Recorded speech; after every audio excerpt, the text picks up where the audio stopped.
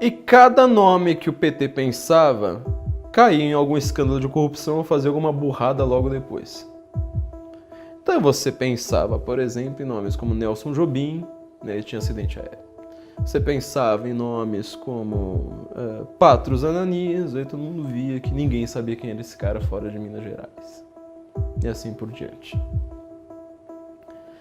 Então o PT ele acabou fazendo uma coisa que na verdade só o tucanato costuma fazer. Pensar no menos pior. Vai o que tem pra hoje. Ainda era 2009, os analistas falavam, olha, a gente não sabe ainda quem vai ser o candidato do PT. Ninguém fazia a menor ideia de quem... daquele nome já acabado. Falavam assim, podemos apostar, o nome do PT vai ser esse. De repente, para se ver qual era o estado da corrupção do PT ali naquele momento, tendo sobretudo sobrevivido ao escândalo no Mensalão, eles pensam na ministra de Minas e Energia. Você nunca vai pensar num país, vamos dizer, razoavelmente saudável, em que a linha sucessória vá para ministra de Minas e Energia. Isso não é um ministério relevante. Isso não é um ministério, vamos dizer, político. Este não é o nome, vamos dizer, onde está o carisma do PT agora neste momento. Já sei, nas Minas e Energia. Era uma situação, vamos dizer, kamikaze. Vamos ver o que é que vai acontecer. E o nome que se pensou foi em Dilma Rousseff. Durante séculos, o Brasil ficou de costa para a América do Sul, olhando para os Estados Unidos e para a União Europeia, achando que tudo que era bom para os Estados Unidos era bom para o Brasil, ou tudo que era bom para a Europa era bom para o Brasil. Em 2010, Lula não poderia se recandidatar à presidência. Seria a primeira eleição que o petista não participaria desde 1989. De 2006 a 2010, Lula aumentou os gastos públicos, imprimiu muito dinheiro, liberou crédito e criou mais ministérios. De quebra, os programas sociais garantiram sua popularidade. A aprovação de Lula era alta, 80%. O clima era de continuidade. Mas o sucessor de Lula era uma incógnita e o PT se desdobrava para encontrar o melhor nome.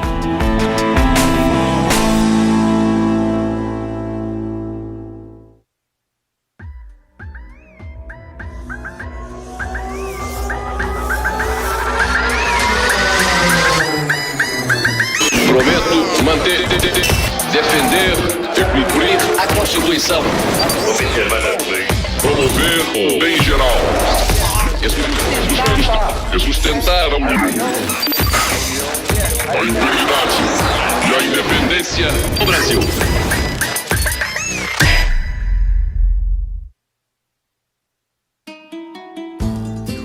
Parece faltar um nome de peso nos partidos da base aliada, mas o cenário eleitoral para 2010 ainda está longe de alguma definição. João Paulo Cunha, deputado federal e presidente da Câmara dos Deputados, e José Genuíno, presidente do PT, foram descartados como sucessores de Lula devido ao envolvimento de ambos com o Mensalão.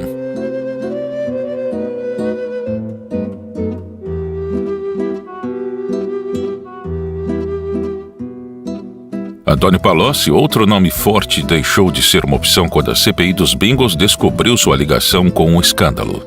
O então ministro da Fazenda do governo Lula negava ter frequentado uma mansão no Lago Sul de Brasília que serviria para distribuição de dinheiro e compra de influência. Em entrevista a um jornal, um caseiro semi-analfabeto desmentia publicamente Antônio Palocci, o segundo homem mais importante da República.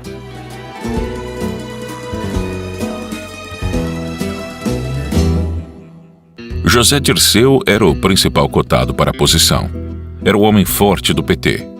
Ele foi presidente do partido até 2002 e tinha muita influência. Dirceu foi o responsável por contratar Duda Mendonça e moderar a postura do PT para vencer a eleição de 2002.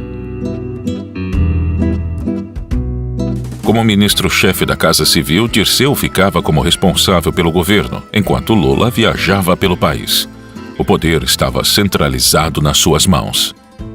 Na Casa Civil, Dirceu passou a fazer a articulação política do governo no Congresso, ao mesmo tempo em que coordenava também os principais programas dos diversos ministérios. Dominava as políticas públicas e os ministérios. Seu poder era tanto que ele era conhecido nos bastidores como o primeiro-ministro. E quem concedia os poderes ao primeiro-ministro era o rei.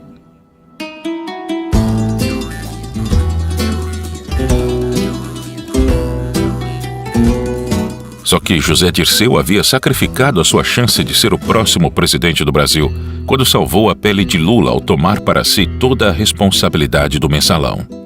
O procurador-geral qualificou o ex-ministro José Dirceu de chefe e mentor do esquema montado, segundo Gurgel, para desviar recursos públicos com o objetivo de comprar o apoio de parlamentares ao governo.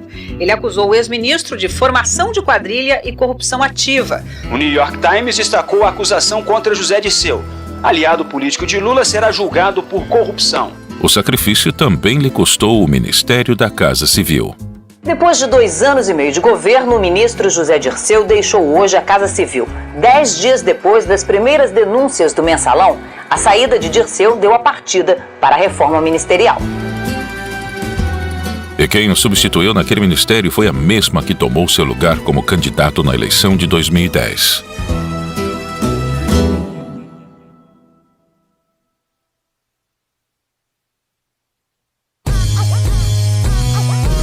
Eu começo o meu discurso dizendo sim, eu aceito a indicação para ser candidato a presidente da República. Depois da derrota em 2002, José Serra voltou a ser candidato. O PSDB estava desesperado para conquistar o eleitorado da esquerda. A população estava muito apegada a Lula e o tucano precisava de um discurso mais à esquerda para seduzir a população. Vocês sabem que eu vim de baixo. Nasci numa família humilde, morava numa vila operária, numa casa de quarto e cozinha. Com 8, 9 anos, eu já ajudava meu pai a vender fruta. Serra fazia de tudo para agradar. Prometia duplicar o Bolsa Família, criar o Bolsa Adolescente, imprimir mais dinheiro, dar mais crédito e mais Estado. Nós vamos manter e fortalecer o Bolsa Família. O tucano falava muito da sua experiência como ministro da Saúde e parecia estar concorrendo ao cargo errado. A terceira via contou com 2 candidatos e continuava inviável. Marina Silva, do Partido Verde, e Plínio de Arruda Sampaio, psolista. 2 ex-petistas. Marina não cansou de repetir o discurso ambientalista de sustentabilidade e desenvolvimento responsável. É possível desenvolver sem destruir. Isso é ser sustentável. Eu sou Marina Silva, candidata à presidência do Brasil. Mas quem roubou a cena daquela eleição foi Plínio. O candidato foi autêntico nos debates e suas respostas repercutiram na internet. Vocês notaram que tem muita convergência aqui. Hoje vocês vão ver a divergência. Vocês agora viram por que o Zé Serra é chamado de hipocondríaco. Só fala de saúde. Fui dar aula nas escolas para sentir bem a realidade, a essência. Você não deve ser um bom professor não, porque não deu resultado. Hein? A proposta aqui questiona o sistema capitalista. Esta proposta não tem lugar nos meios de comunicação. Muito bem, nós chegamos. Aqui o bem deve ser feito e o mal deve ser evitado. Isso não quer dizer nada, né? Mas eu me perdi aqui, gente. Se a Dilma vivesse com o seu salário mínimo, não tenha dúvida que ia para 2.000 do Diese. Isso é que precisa mudar. Aí vem a história. Não tem dinheiro. Tem dinheiro. Se não pagar o juro do banqueiro, aí pode pagar perfeitamente este salário. Jesus Cristo, a corrupção bateu na sala do lado. Aí de duas uma. Ou você é conivente, ou você é incompetente. O pessoal diz depois que vim aqui brincar, que eu sou franco atirador. Essa turma da Folha adora dizer isso. Sim. Olha aí, você vê como é que vamos estabelecer então. Eu falei mal da imprensa, cortaram, olha aí. Olha aí. Eu falei mal, pá, apagão.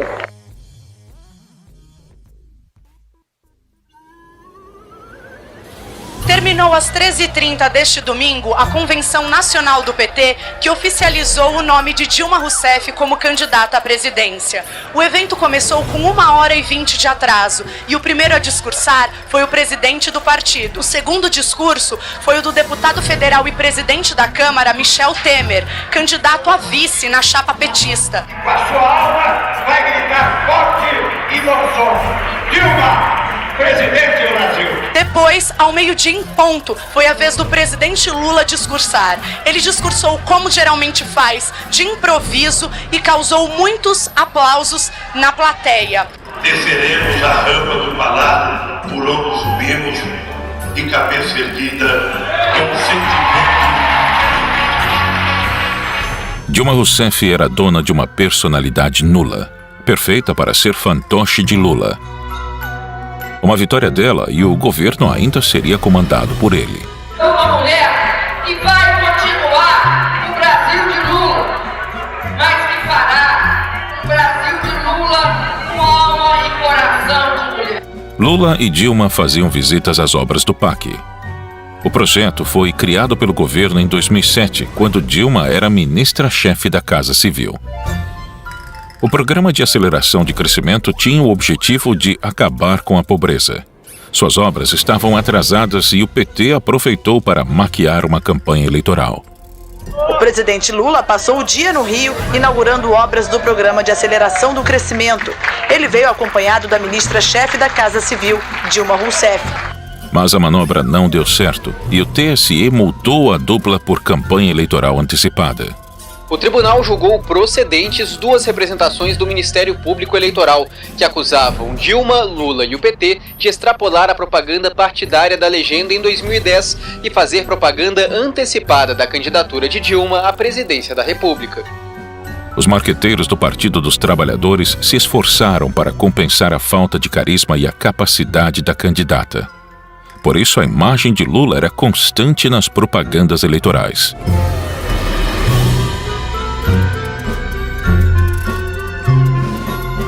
Dilma prometia mais Estado, aumento de gastos, redistribuição de renda, reaparelhamento da máquina estatal e valorização do funcionalismo público. Para isso, Petrobras, BNDES, Banco do Brasil e Caixa Econômica seriam infladas. E que o funcionalismo público seja valorizado. Porque a experiência que a gente tem é que com um funcionalismo valorizado, os serviços públicos prestados à população são muito melhores. Falar que financiamento não é importante é esconder o fato que esse país não tinha crédito.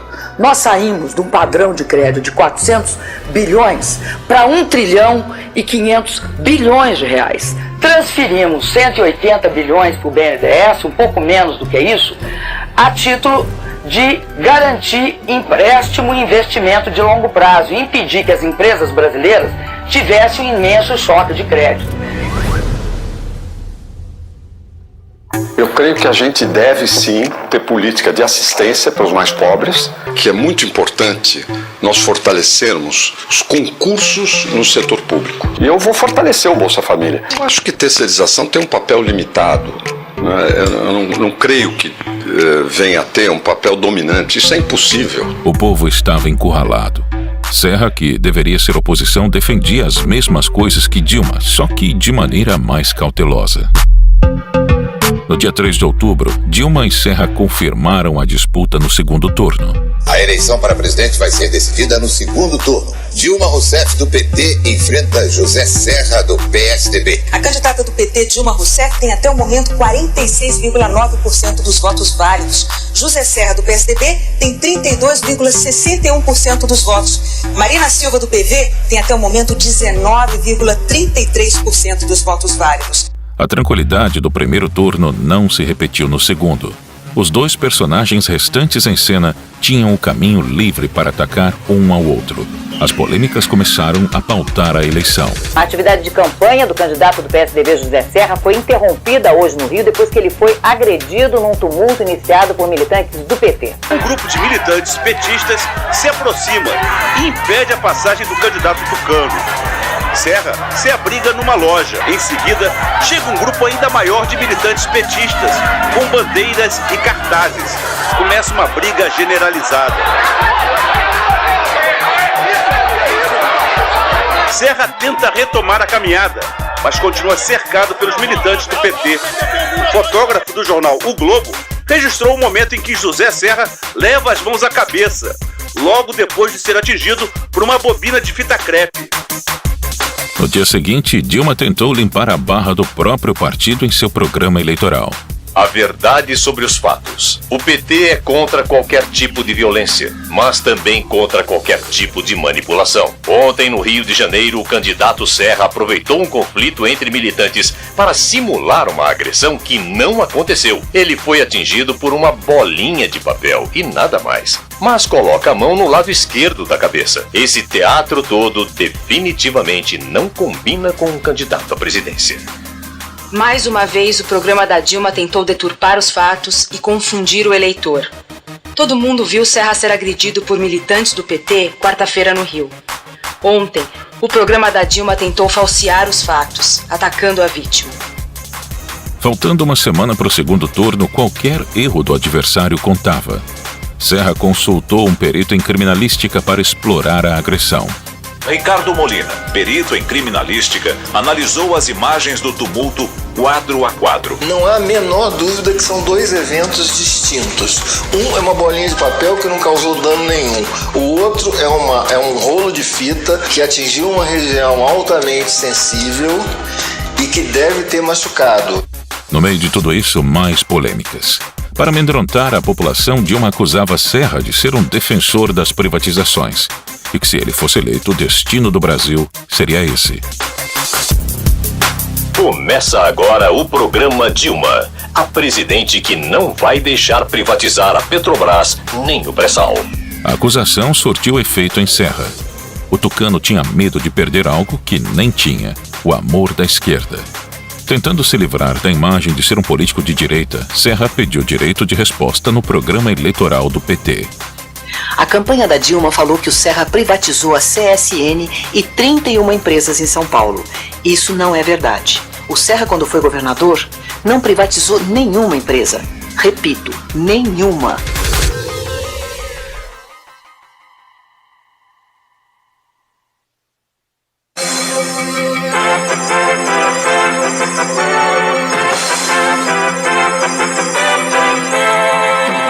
Atenção! Nos próximos 4 anos e pela primeira vez na história, o Poder Executivo do Brasil será comandado por uma mulher. Dilma Rousseff está oficialmente eleita presidente da República. Os números oficiais do TSE mostram que mais de 92% das urnas apuradas e Dilma Rousseff, do PT, aparece em primeiro lugar com 55,43% dos votos válidos. José Serra, do PSDB, tem 44,57% dos votos válidos e, portanto, neste ritmo da apuração, não há mais dúvida. Dilma Rousseff é eleita presidente do Brasil. No dia 31 de outubro, o plano do PT se concretizou. Dilma se elegeu com 56% dos votos. E Lula teria seu terceiro governo. Mas, dessa vez, ele comandaria o teatro por trás dos panos. São os momentos finais de Lula, o ex-operário que chegou ao poder, que governou o país por 8 anos, agora vai descer a rampa. Aguenta coração, hein? Prometo manter, defender e cumprir a Constituição, observar as leis, promover o bem geral do povo brasileiro, sustentar a união, a integridade e a independência do Brasil. Prometo manter, defender e cumprir a Constituição, observar as leis, promover o bem geral do povo brasileiro, sustentar a união, a integridade e a independência do Brasil. Declaro empossados nos cargos de presidente e vice-presidente da República Federativa do Brasil, a excelentíssima senhora Dilma Rousseff e o excelentíssimo senhor Michel Temer. Outro personagem histórico das eleições se certificou de que, independente de quem estaria no poder, seu lugar estaria garantido. Durante as investigações da Lava Jato em 2016, os executivos da empreiteira Odebrecht revelaram que doaram via Caixa 2 23 milhões de reais para Serra. Executivos da Odebrecht disseram em delação que fizeram pagamentos ao Caixa 2 de campanha de José Serra em 2010. A denúncia foi publicada pelo jornal Folha de São Paulo. Na delação, os executivos disseram que parte do pagamento do Caixa 2 foi depositada em uma conta na Suíça e que os valores também serviriam para pagar despesas de outras campanhas do PSDB. Na mesma investigação, os ex-marqueteiros do PT João Santana e Mônica Moura afirmaram que o pagamento de seus serviços na campanha de 2010 foi feito pela Odebrecht. Os marqueteiros das últimas 3 eleições presidenciais do PT prestaram depoimentos hoje ao juiz Sérgio Moro. Eles confirmaram que houve Caixa 2 nas campanhas dos ex-presidentes Lula e Dilma Rousseff. Que em 2011 a Odebrecht pagou uma parte que eles tinham combinado de pagar comigo, para mim, da campanha da presidente Dilma em 2010. Segundo Santana, toda a cúpula do PT sabia do esquema. Todos sabiam, inclusive os tesoureiros, os coordenadores de campanha, sabiam exatamente os detalhes. A eleição de 2010 não foi disputada por rivais. Serra e Dilma apenas disputavam a sua proporção de propina. E, em troca, governariam para quem pagasse mais.